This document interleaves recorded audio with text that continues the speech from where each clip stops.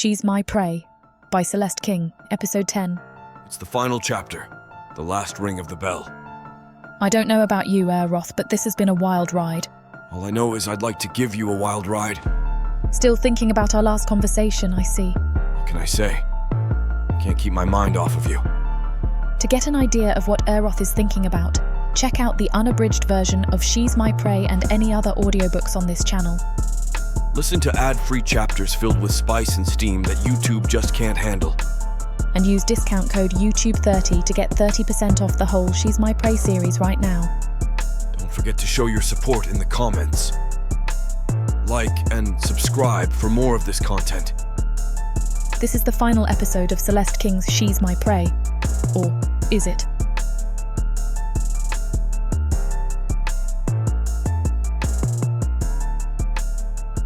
Chapter 54. Sadie. No!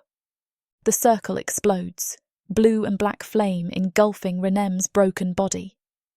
The surge of magic within the circle travels down the remaining beams of Gandalf's power, and with a scream fueled with hate, Gandalf is swallowed whole by the spell of his own creation.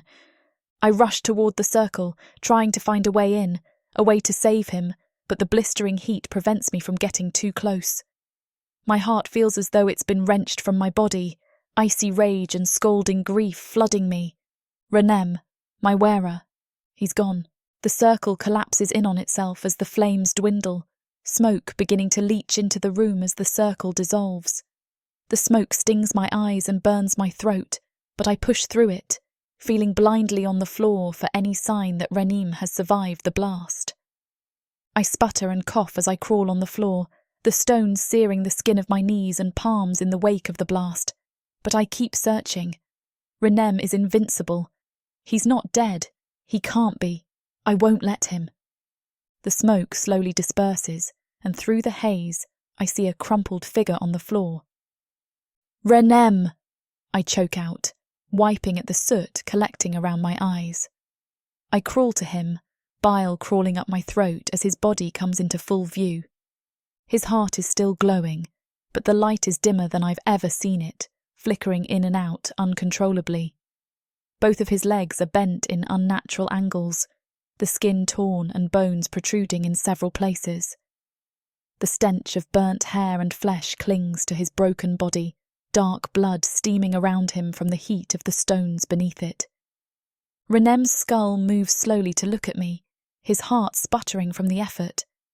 The flesh of his neck beneath his skull is ripped in an ugly gash, burns from the heat mottling the skin across his body. Oh, Renem, I sob, crawling to him to cradle his skull in my lap. My hands hover uselessly above his body. I want nothing more than to heal his wounds, to help alleviate some of his pain, but I have no idea how. Sadie, he rasps from beneath me. Do not touch. His breathing is too laboured, his heart flickering too quickly. Fear squeezes my heart painfully. What do I do? How do I help? I ask hoarsely, smoke coating the inside of my throat. Please don't leave me, Renem. I add thickly, my tears coming faster, tracking through the soot on my face. There is nothing to be done, he forces out, blood gurgling at the open wound on his throat with every word. No, please don't say that. We can fix this, I beg, looking around frantically. You just need time to heal. No, Renem says, catching my wrist with his one good hand. I am dying. No, you're not dying. I won't let you, I cry, holding the sides of his skull gently. You promised to protect me, remember? You have to live. I am sorry, he chokes out, and my heart shatters. Grief overtakes me completely, and my body shakes with my sobs as I hold him. Please, Renem, I whimper. You can't die. I love you, I say between sobs. The words don't do my feelings justice, can't begin to describe what I feel for him, but I say them anyway. Some small, childish part of me hopes it will be enough, that he will be magically healed by my admission of love, like in the fairy tales I read in the bordello. But nothing changes. Renem's body remains broken, the light of his heart fading by the second. I love you, little Day. Renem rasps. It sounds too much like a goodbye. I can't take it. I look around again, desperately hoping to find something, anything, that would fix this when my eyes land on Gandalf's body. You just need dark elf blood. You'll heal if you absorb their powers, I say, shifting Renem's skull gently from my lap back to the ground. Renem says something I can't understand, but I don't waste a moment, racing to Gandalf's body and grabbing his ankle. Gandalf is heavy, so heavy, but I heave, dragging his body in small spurts until it rests next to Renem. You just need to eat, I murmur, lifting Renem's head. You have to eat him, he's powerful, you can heal. No, Renem chokes quietly. Just do it, Renem, I snap, a sudden anger filling me. He can't die, I won't let him. Why is he refusing to help me with this? I cannot, Renem gasps. Yes, you can, here, I'll help you, I say, desperation and frustration edging into my voice. I lift Gandalf's arm to Renem's maw, but Renem turns his head away, his dim eyes finding mine. It is too late. He is too far gone, Renem grinds out. The last of the foolish, tiny hope I held on to is crushed beneath the weight of his words, my tears beginning anew. My rage returns tenfold, and I slam my hands into the ground beside me. This is my fault. Renem is dying because of me. Why? I scream, more at the universe than at my brave, broken wearer. Why do you have to die like this?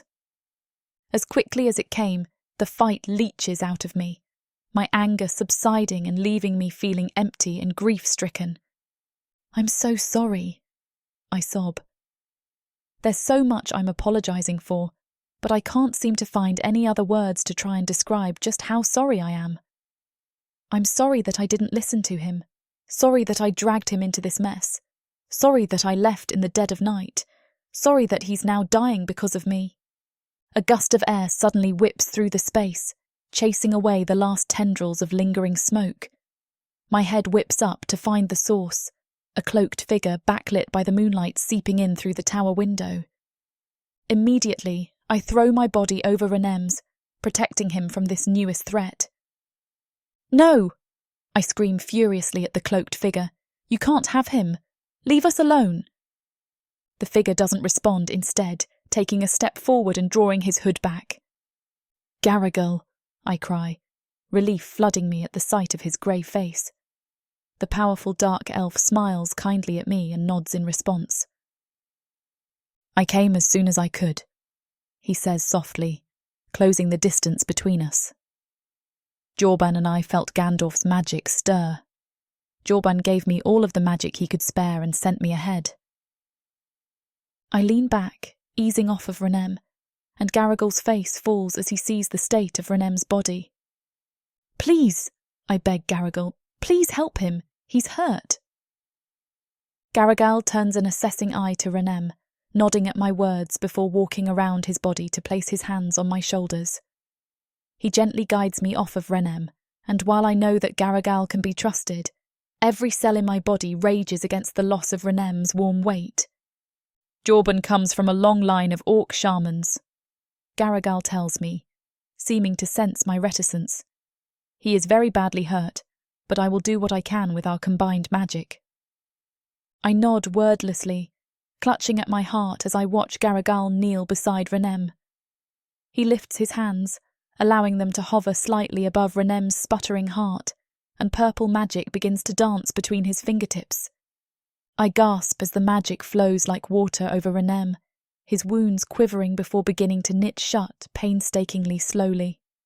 Tears flow freely down my cheeks once again, except this time they are fueled by joy. He's starting to heal, and I can only hope my wirer is going to be okay.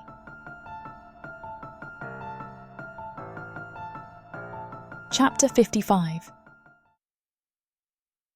Sadie. I shift uncomfortably in the chair I've hardly left for 3 days. At this point, my bottom is likely melded into the wood. Garrigal helped me carry Renem home to our cabin. His magic went a long way to healing Renem's wounds, and I am grateful every day that Renem is still alive. But I would be more grateful if he woke up, if I could hear his voice speak to me. Garrigal does his best to coax me through the day. He's doing it again, now. You should get something to eat, he reminds me in a husky voice. I contemplate the suggestion half-heartedly.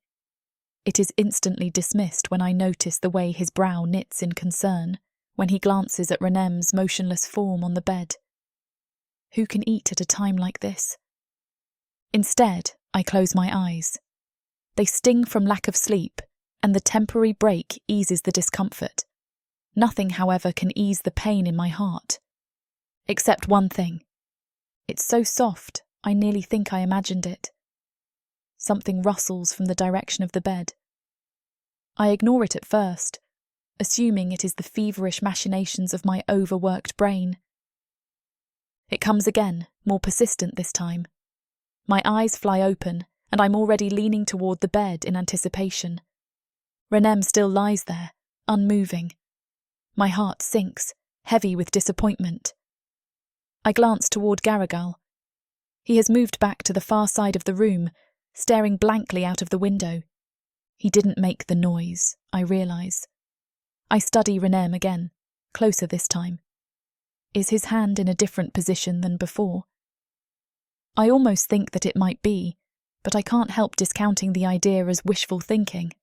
This time, I see him twitch. The long fingers rustle across the bedsheet in what seems to be an involuntary spasm. Tears of joy spring to my eyes as I jump out of my seat, legs already closing the short distance between us. Garrigal! Out of my peripheral vision, I see him turn to face me, eyebrows raised expectantly. Renem's whole arm moves this time, and soon Garrigal is hurrying across the room himself. Renem, I call softly.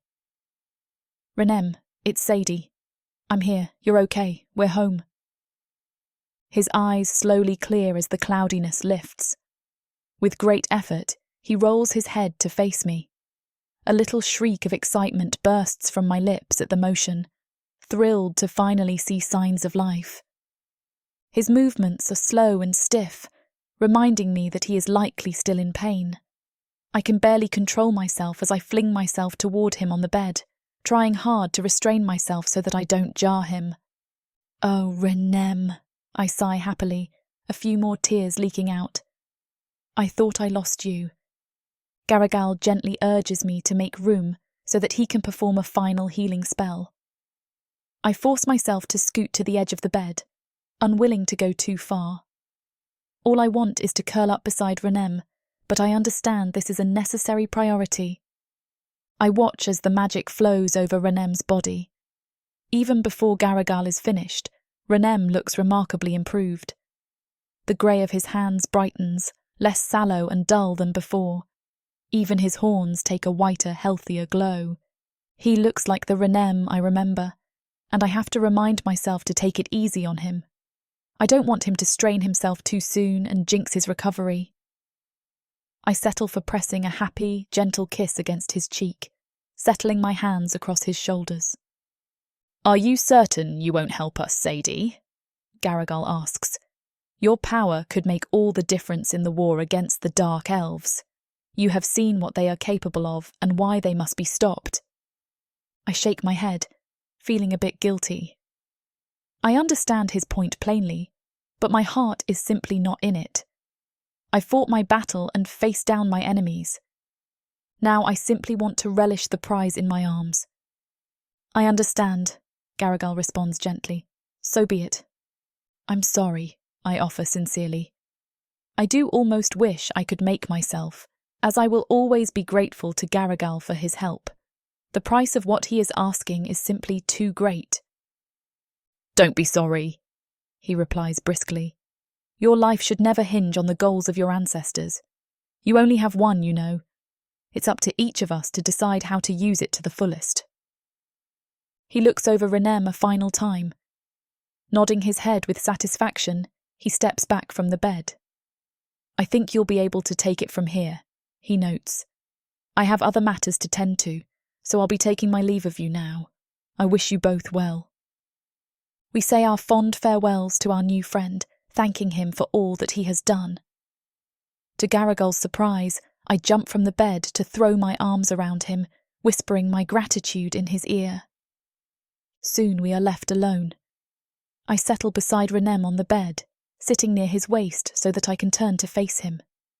It's clear that Renem is much sharper than just a few minutes ago, the confusion and sleep already gone. I'm glad to be home with you, he admits. It's all I wanted, but if I had died, it would have been worth it. I'd give my life gladly for you, Sadie. I laugh tearfully. Obviously, but I didn't want you to, I retort. Anyway, it doesn't matter now. We're here, and I'm never leaving again. I love you, Renem. Love, he echoes softly. That's one of the hardest emotions to understand about you humans. You know that? I understood fear early, anger, hate. Love always baffled me. He traces one hand softly down the side of my face. Until I met you, that is. You painted a picture that 1,000 words couldn't explain. I love you too, Sadie. I lean forward, throwing my arms around him. Oh, Renem, I'm so happy you're okay. It's you and me now, forever. You're never getting rid of me again. He chuckles. I wouldn't dream of it. I pull away from him self-consciously. I'm sorry. Did I hurt you? Is it too much? You could never hurt me. I scowl. Listen, tough guy, you just spent 3 days in a coma, don't give me that. Does it hurt? He pretends to think it over. If I say it does, will you kiss it and make it feel better? I do, pouring all my emotions into a kiss so perfect, it makes my skin tingle. You know, there's a way you can help finish healing me, he suggests, making my ears perk up with interest.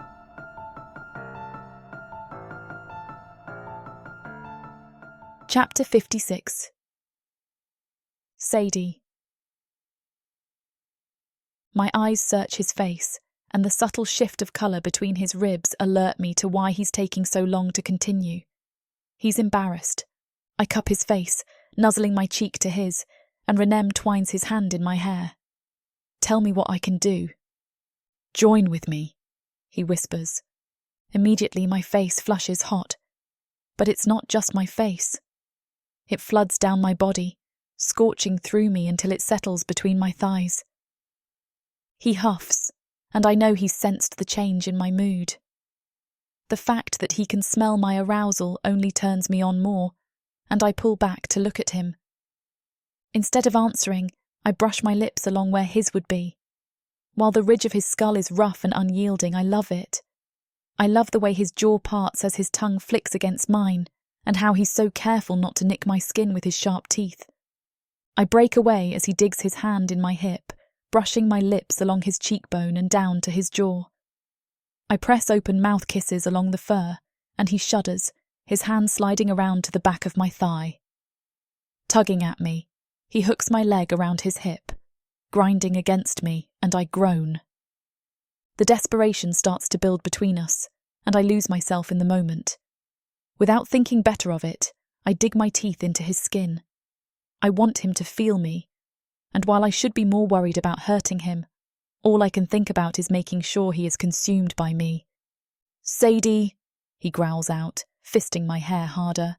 He guides me down, and when I reach his chest, he shifts so that I'm pulled on top of him. He's only in a pair of shorts, modest enough while we had a guest but not obstructing his medical treatment, and right now I'm glad for that. Come here, he grunts, and I pause, feeling worried. He wants me to stop. When I lift my head, looking to see why he interrupted my ministrations, he drags me closer until our faces are touching. I need to taste you. He tilts my head to the side, and I gasp as he drags his rough tongue up my skin. Renem. I breathe, my fingers twining in his fur.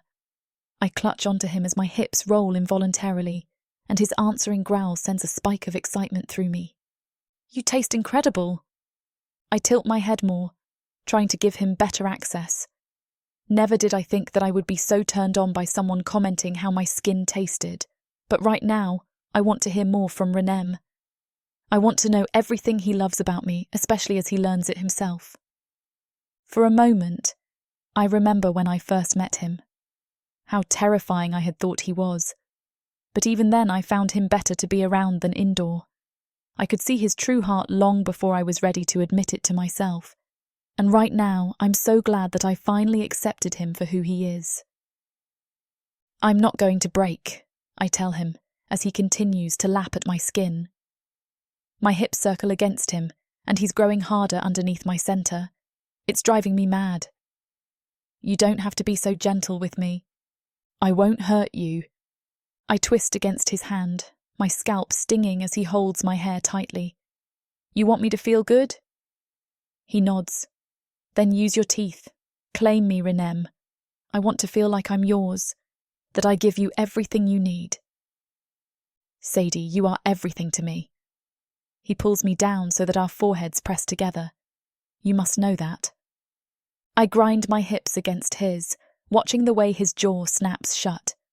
"Then show me." With a deep growl, I see his control start to slip. He snaps my head to the side, raking his teeth down my sensitive skin, and I whimper. My whole body is wound tight from how much I want him, and I reach down to grip the edges of my shirt. This scene is too hot for YouTube to handle. To get the full, unabridged scene, and any other steamy chapter of Shadow Monster's Prey, you can find the full audiobook on worldsofprotheka.com. With promo code YouTube30, get 30% off of the full audiobook, unabridged, uncut, and no waiting for the next episode to drop. Discount deal of a lifetime, right? Let's get back to the story. Renem has already said that he'd die for me, but I can't help but be insecure. As I stare down at him, I wonder if he really can commit to me in the way he's claiming to. Does he really want me, or was it enough now that I've given him some of my magic? My stomach clenches as I realise I am no longer the toy being fought over. Will I be discarded now that there is no one else to fight with over me? Do I hold value to him now that I gave him what he wanted? Suddenly he pushes up, staring right at me. His tone is stern as he says, "Sadie," and my heart nearly stops in my chest. His voice is no longer soft, and I consider just turning to leave before he tells me to. But instead I stay put. What is he going to say?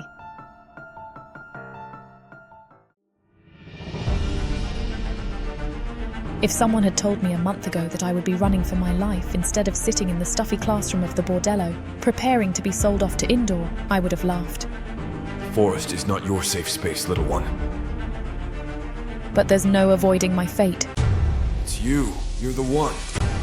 I've spent my entire life training to be the perfect bride for the top-bidding dark elf. So much can change in so little time. You understand why you're being punished, right, child?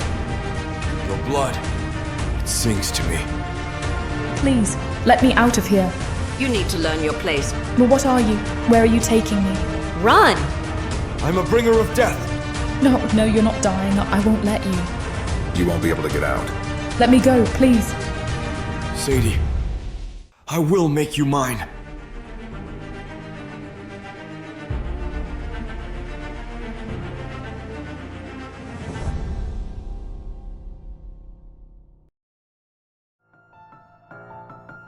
Chapter 57.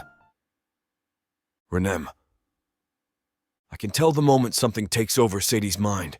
She tenses up and her scent changes. I push up to look at her, and seeing that she is no longer enjoying herself makes me sad. Sadie. Her eyes dart back up to look at me and my heart pounds. Come here. I'm trying to keep my voice steady in case she feels overwhelmed. I don't want her to feel like she has to do something for me when she is clearly upset. But damn, do I want her. I've never felt so incredible as I do with her. Sadie's mouth on me. Just the thought of it already has my bad rousing, and I try to fight it. Even though the surge of magic that she gave me has already made me stronger than hunting could, I will hold myself back if I need to. She looks down, and for a moment, I don't think she is going to.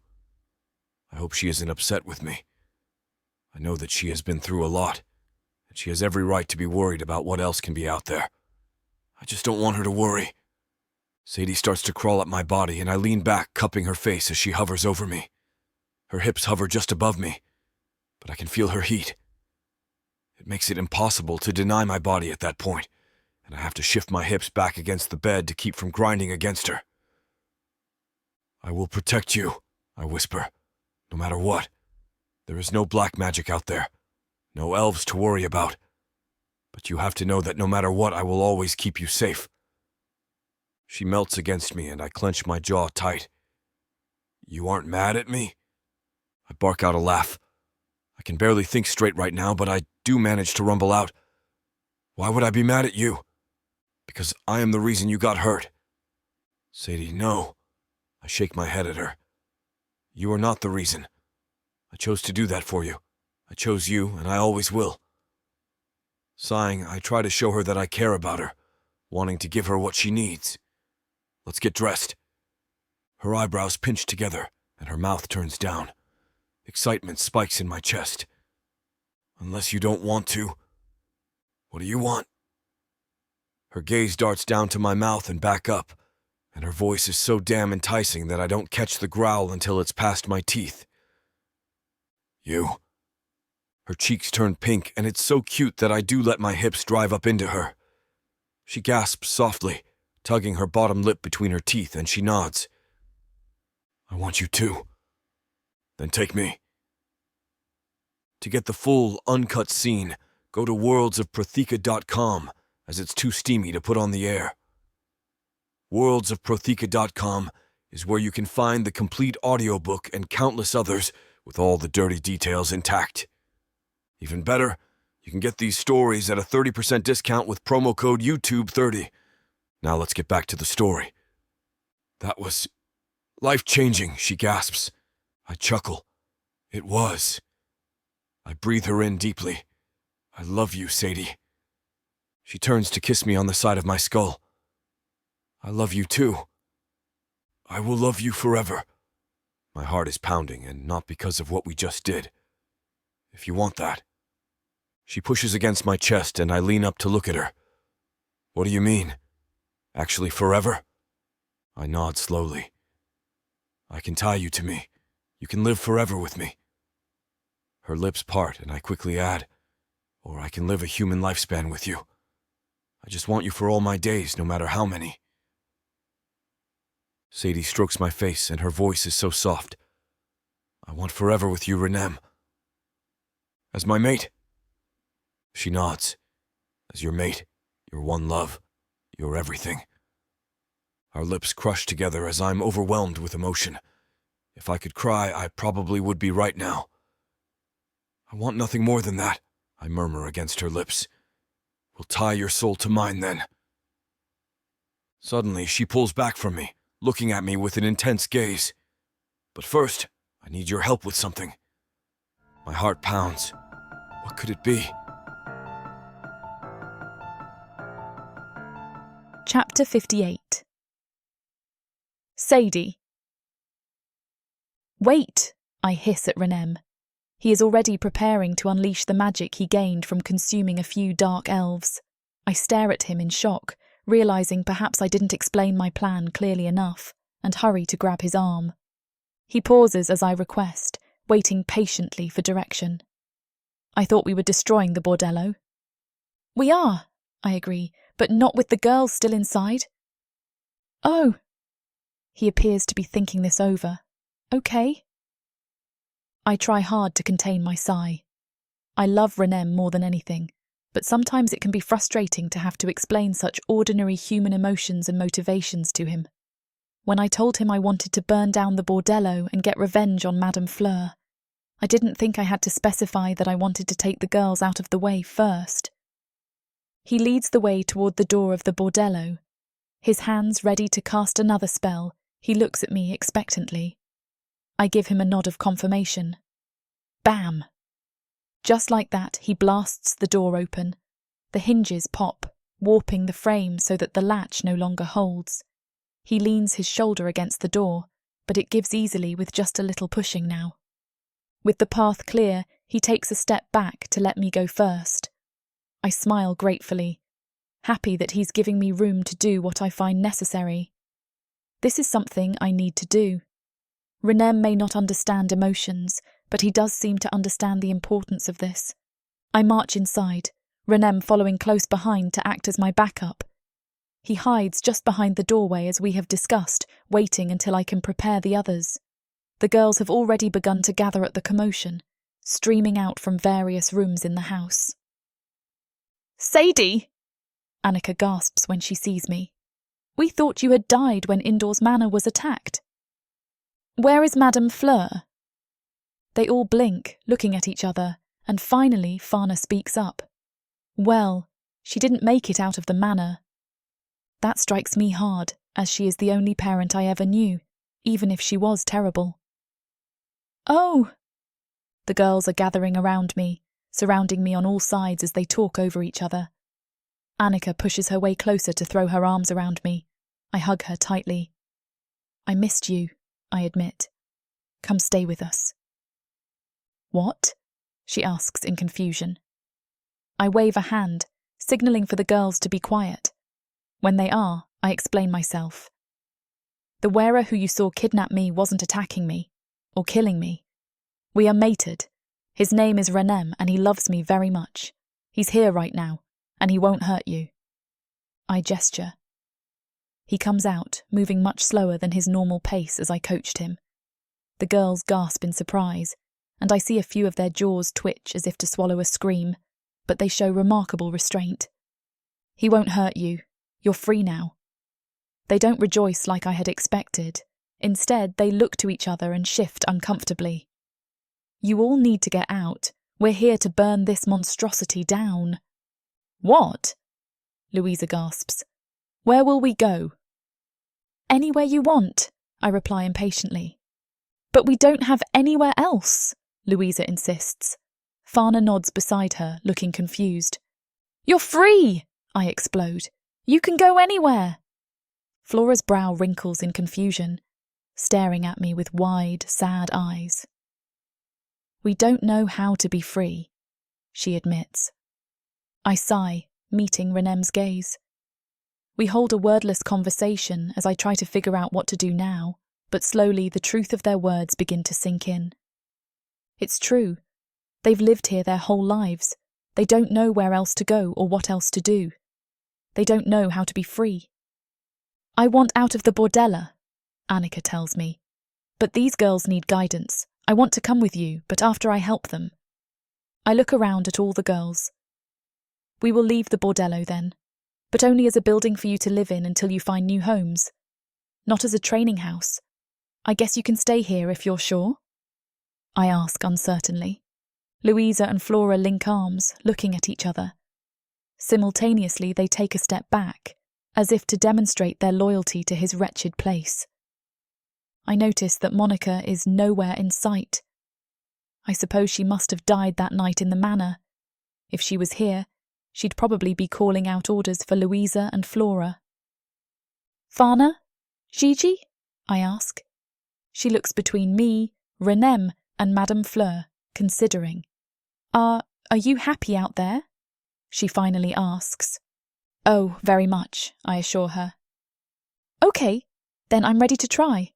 I want a new home, she resolves, trying to inject her voice with bravery. We will come back then, I say to Annika. She nods, clinging to me tightly. I will get them out, find them safe homes, and then I will be ready. I'll check on you every day, I whisper. I won't be long, she tells me. I hug them all goodbye, even Louisa, who was always horrible. She at least wasn't as horrible as Monica, and for some reason I even kind of miss Monica a bit. Annika has tears in her eyes when I say goodbye to her last, even though I remind her I'll be back for her tomorrow. As Renem flies us swiftly home, He asks an innocent question. Are your friends going to stay with us? I chew my lip, thinking it over. I want them to always feel welcome, I admit. We never really had a home, any of us. I want them to know they can be home with me. But I think they'll start by exploring the world a bit. They have to find their own place. My place is with you. Speaking of that, he notes, you know that there's still one thing we have to do. There comes a time when you must sacrifice everything for something bigger than yourself. My job was to kidnap her, not fall in love with her. What if Julius had seen me use magic? He must never know. What's happening to me? What's happening to my magic? He would never understand. He'd see me as a liability, a risk too great to keep close. When everything begins to fall apart, and the only remedy is to sacrifice your heart. No, I can't let him find out. I propose we take Dukan out of the picture, permanently.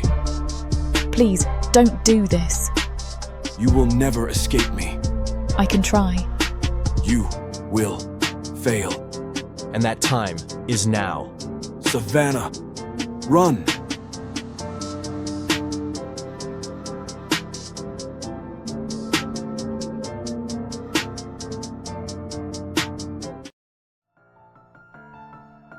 Chapter 59. Renem. Everything seems to be in order, and yet I find myself more confused and nervous than I care to admit. Sadie's friends have fussed about the small clearing behind our cottage all day, gathering baskets of supplies and ordering me back and forth, carrying heavy wooden logs to set in rows along the clearing. The only mating ceremony I have witnessed this century was the one I destroyed taking Sadie. Picturing her now, with a face full of heavy, strange paint and that ridiculous poofy dress, surrounded by dark elves who watched her like a caged animal, makes me feel protective. I do not wish to subject her to something like that again. I do not know that we even have the means to obtain such objects like floating candles and large, exotic flowers, not to mention a dress like the one that she wore that day. I tried to mention my concerns to Jorben and Garrigal, but they both only smiled and shook their heads. Jorben pressed me about the day, asking if I had thought Sadie looked happy with what was happening, and my hackles had raised. Of course she was not happy to be marrying such a putrid dark elf. Jorben had laughed at my words, though I did not intend them to be humorous, and cryptically said that I then had my answer. Reflecting on the conversation now does nothing to ease my nerves. The other women from the bordello had insisted I stay in the woods beside the cabin, saying that I should be ready when one of them came to get me. The moon hangs heavy in the sky, bathing everything in a glowing silver light. I do not know why I am so anxious, but with every moment that no footsteps crack through the forest undergrowth, I become more agitated. Perhaps it is because I am not used to being away from Sadie, especially given everything that has transpired recently. Yes, that must be it. I'm simply excited to return to her. Just as the thought crosses my mind, a snap echoes through the trees. My head whips in the direction of the noise to find Jorben emerging from the brush. He looks me over once, a wide grin spreading across his green face, his swirling tusks on full display. "The Gigi does good work with a needle and thread," he says, eyeing the tunic and pants Sadie's friend Gigi had made for me. Somehow the women had managed to procure a soft, dark fabric and made me the only clothes I have ever owned that fit me properly. I grunt in response to Jorben's words, shifting uncomfortably beneath the compliment. Sadie is the only one who compliments me. This amount of attention from other beings still is not something I am used to. They fit quite closely, I say to break up the silence. Jorben laughs, motioning for me to follow him. I suppose your mate won't mind that. Come, she'll be with you soon. I follow Jorben into the woods, hot prickles of excitement dancing across my skin. I see Sadie every day, am so used to her presence, and yet today feels different. Special. Though I suppose tonight is the night her soul will be bound with mine. Jorben leads us down a short path, and it isn't long before I begin to spot flitting lights where the clearing should be. As we break through the tree line and emerge into the small meadow, my excitement spikes. Sadie's friends and all of their fussing was for good reason. Lumiola's bob and dance contained in jars not dissimilar to the jar of jam Sadie had shared with me that night in our cottage. The gentle, warm glow of their flickering thoraxes create warmth in the silvery beams of moonlight, casting an otherworldly glow across the clearing. The logs the girls had me move into the clearing serves as seating for our few guests, Garrigal seated amongst the smattering of women, while another stands off to the side, holding a strangely shaped wooden box strung with strings. Swaths of fragrant white wildflowers scatter the soft grass underfoot, creating an aisle between the logs and leading to a more heavy concentration of flowers in a circle. Jorben leads me up this aisle through our grinning guests, before directing me to stop within the circle while he stands just outside of it. Silence engulfs us for a moment too long to be comfortable. I'm about to ask where Sadie is when I see the woman off to the side raise her strange box, tucking it under her chin and sliding a wooden, wand-like instrument across the strings on top. A sweet, soulful melody pours from the strange woman's box as she makes long, fluid motions. I look around at everyone, unable to fight my confusion. The song is pleasurable, but I have no idea how or why the woman is doing this. And then I see her, and none of my questions matter anymore. Sadie emerges from the tree line, Annika following closely behind her, and the wind is very nearly knocked from my lungs. Gossamer white fabric clings to her soft curves, draped artfully over her breasts and hanging from simple straps on her shoulders. Her soft, dark waves are pinned back slightly from her face, the rest spilling across her shoulders sensually. Sadie's face does not bear any of the heavy paint I remember from the ceremony at Indoors Manor, and her features are not pinched and forced.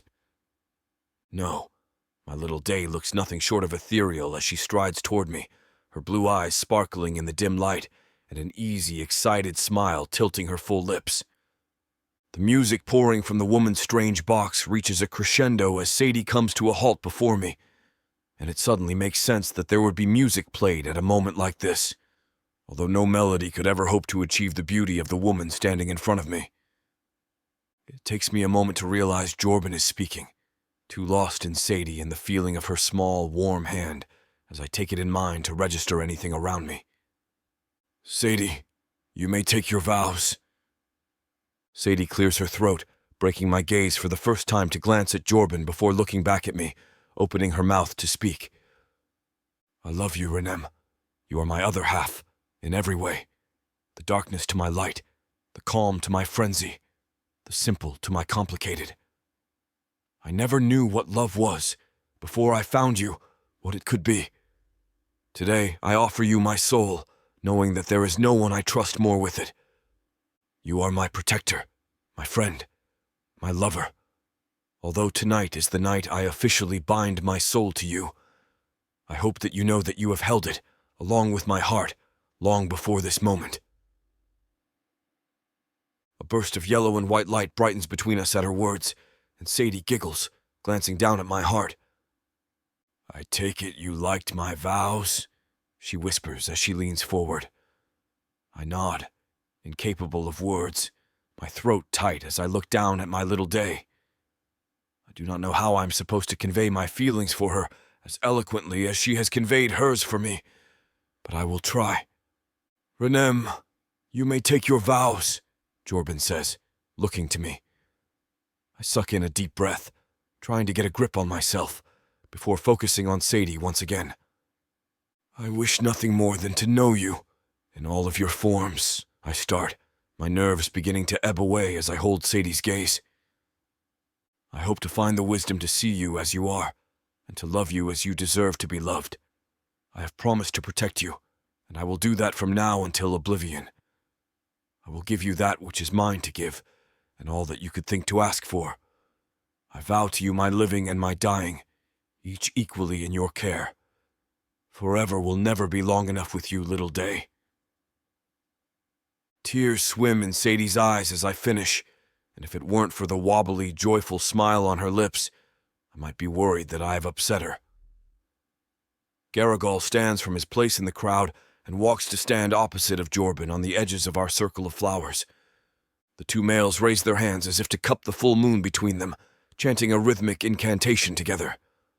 Warm, soft magic washes over me, and I look down into Sadie's face, memorizing every plane and line as the orcs bind our souls together. Two souls have now come together as one. Sadie, Renem, you may seal your mating with a kiss, Jorben declares happily as his and Garagol's hands fall. Unable to contain my excitement to touch her, I snatch Sadie off of the ground, tasting the giggle that springs from her lips as I hold her tightly to my chest. Our guests erupt, clapping and shouting joyfully, though no amount of their happiness for us could compare to the happiness I feel now with my little Day, my mate in my arms. Chapter 60. Sadie. It doesn't even surprise when, in his excitement, Renem picks me up and carries me inside our cabin. His chest glows brightly, and his body language is so tense that I can tell he wants me undressed badly. He lays me gently on the bed, and I watch as he slowly peels his clothes away. "You're just going to stare," he teases as he looks back up at me. Grinning, I decide to put some of my training to use. What better for than my mating night? I stand, stalking toward Renem. I run my hand down his chest, tracing around the middle of his torso as I circle him, and he instantly starts growing hard. I stop when I'm in front of him again, running both hands up his chest through his fur. "What would you like me to do instead?" I purr. "I think you know." I tease the strap off one of my shoulders, nearly exposing half my chest. "I don't." I give him a soft pout as I trail my hand along my chest, knocking the other strap free. "Why don't you ask me nicely, and I might give it to you?" Renem grabs me roughly around the waist, jerking me forward as he leans to press his jaw along mine. "How about I rip this dress off of you and take what I want?"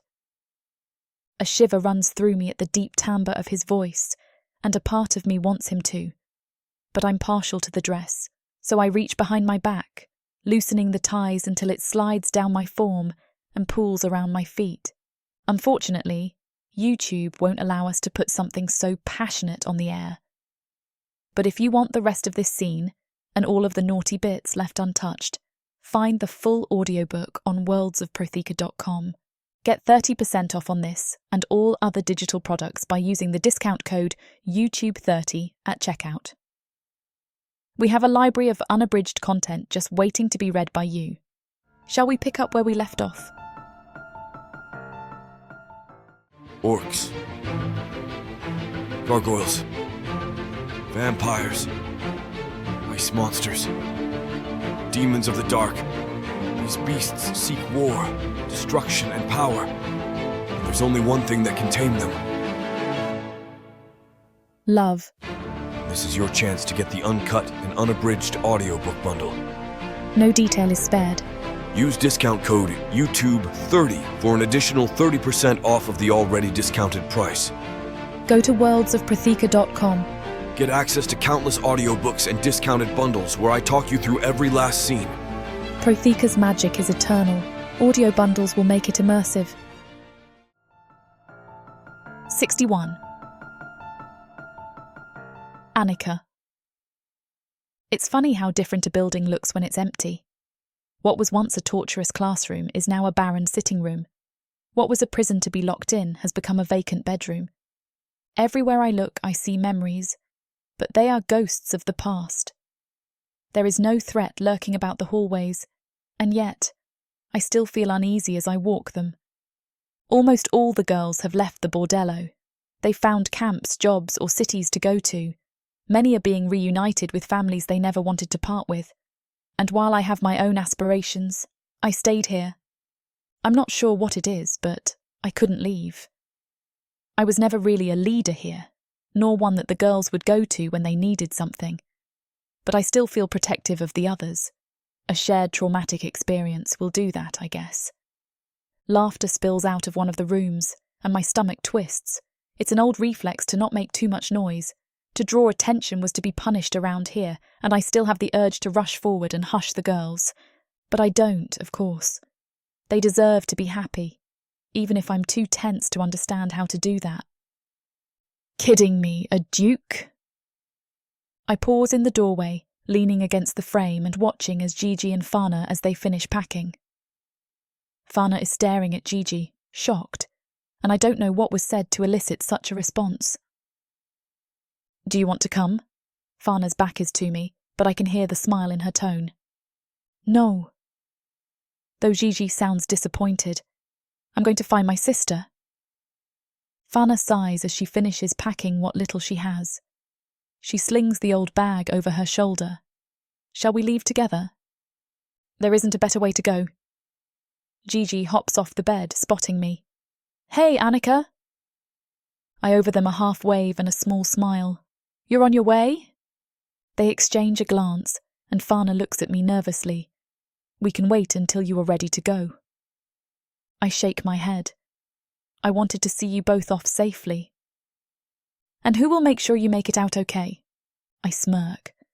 I have some powerful people on my side. As in, I know Renem comes by each night to check in with me. Their eyes widen and they nod. I step out of their way, my heart squeezing. It's all about to be over. Safe travel, girls. As they walk past me, they both pause to hug me.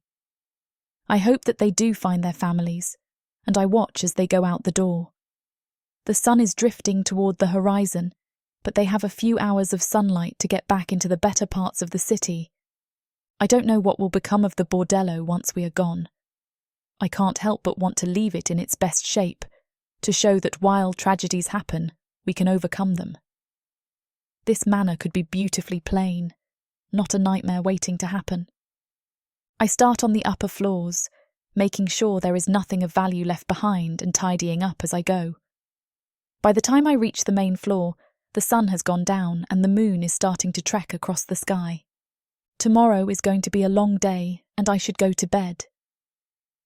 After talking with Sadie, I decided that I am leaving tomorrow to find my own place at one of the camps on Clues. I've secured myself passage to the continent and I'm hoping I'll find a way to Milthar from there. I can't stomach looking at dark elves anymore. I'll just finish the haul and then rest. I don't have to be at the port until the afternoon anyway. But as I turn to go down the corridor, I find myself in an unfamiliar place. I thought I knew exactly where I was. Though I've rarely come to this side of the manor, I do know my way around it.